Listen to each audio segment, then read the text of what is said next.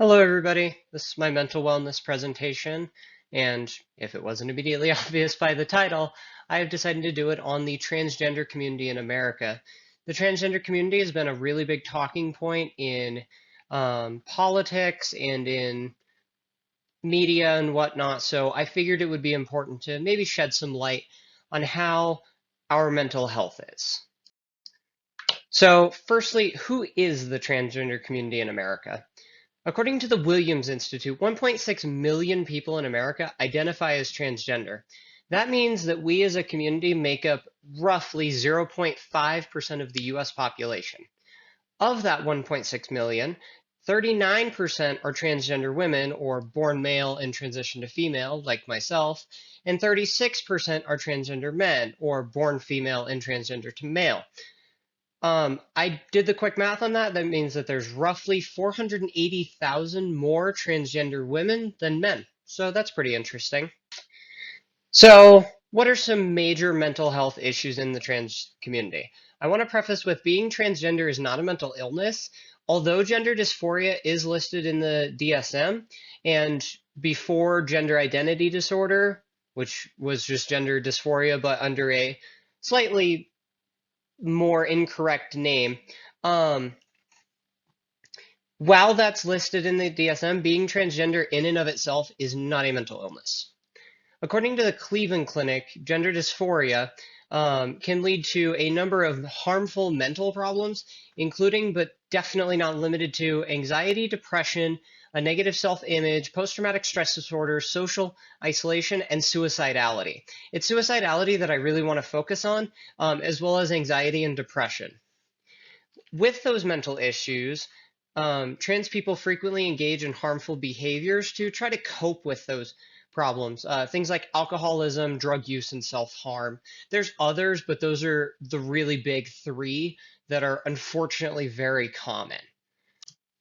Um, as well, some other common mental health problems for trans people to experience are things like bipolar disorder, dissociative identity disorder, OCD, and schizophrenia.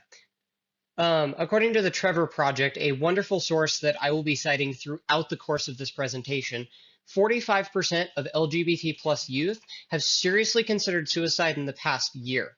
14% of those surveyed have reported attempting suicide in the past year. Heartbreaking.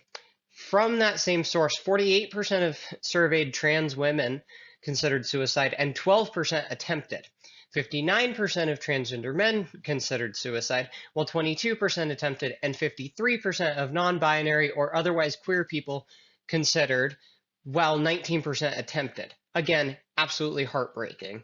And that's something I really want to focus on in this presentation and some possible solutions to that.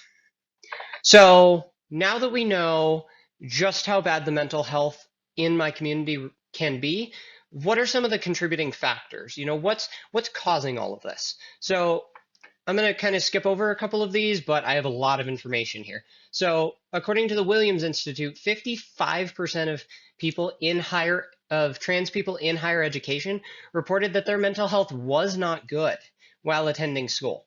39% reported harassment, bullying, or assault, and 32% reported unfair treatment by teachers and administrators.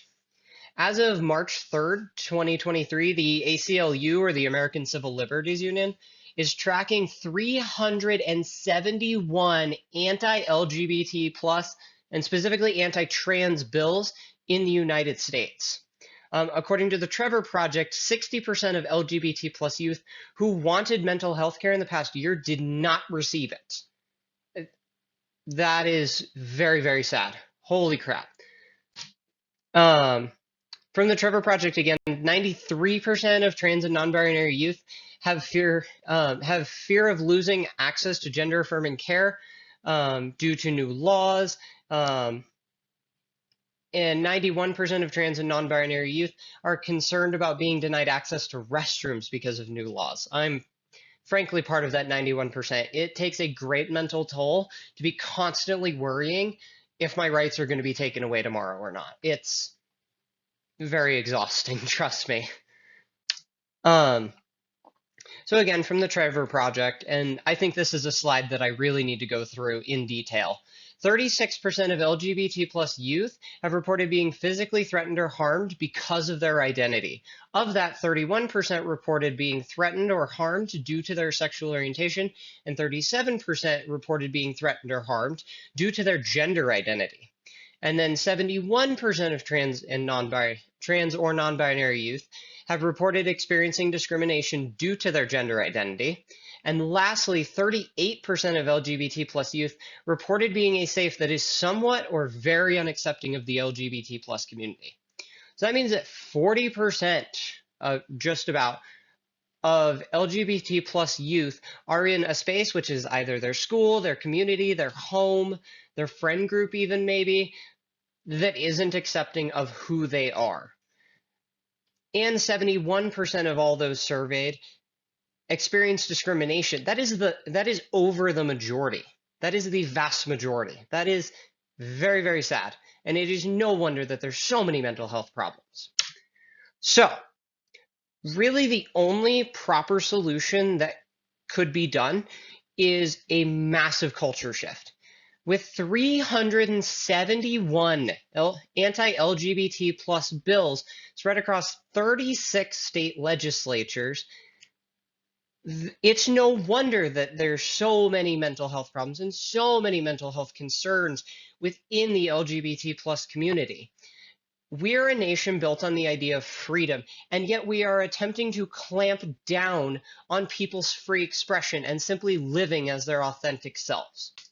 There's some statistics that say that being in a supportive community or in a supportive society reduces the rate of suicide from the Trevor Project up there on screen now.